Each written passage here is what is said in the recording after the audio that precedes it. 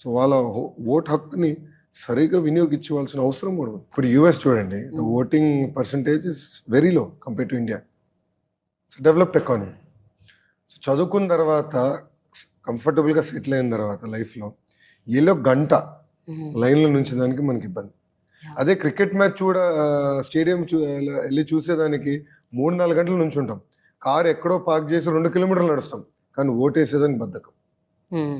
దానివల్లనే వెనుకబడుతున్నాం. One day ఒక్క పూట 5 సంవత్సరాల్లో ఒక్క పూట ఎన్ని కష్టాలైనా గంట కాదు గంటన్నరైనా పర్వాలేదు లైన్లో నుంచుని ఎస్ నేను ఏదైతే అనుకుంటున్నానో, ఏ ఆశలే వేడు ఐ సీ మై స్టేట్, ఏ పార్టీ అది చేయగలదు, అది నెరవేర్చగలదు, ఆ పార్టీకి ఓటేసేదానికి I will stand extra 1 hour, it is okay అని మనం అనుకోవాలి, భావించాలి. లేదంటే ఏమవుతుంది, ఇప్పుడు